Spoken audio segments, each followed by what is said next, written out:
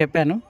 ఈ నల్లి నలతరపులకు సంబంధించి వాటిని మనం పైపాటుగా పై మందులు కొట్టుకుంటూ చాలా వరకు క్లియర్ చేసుకుంటూ వస్తా ఉన్నా గానీ, భూమిలో అయి పెట్టే గుడ్లు, వాటి పిల్లలు, వాటి సంతానం మొత్తం అక్కడే ఉంటది కాబట్టి, అవి కూడా రోజు రోజుకి పెరిగిపోతుంటది కాబట్టి, మనం నీళ్లు పెట్టేటప్పుడు వేప నూనె గానీ, మెయిన్ వేప నూనె 1 లీటరు 50,000 పవరైనా, 30,000 పవరైనా పర్లేదు. 1 లీటరు నీళ్ళెంబటే విడిచే ప్రయత్నం చేయమని చెప్పాను. అలా చేస్తే కింద చాలా వరకు కంట్రోల్ అవుతది.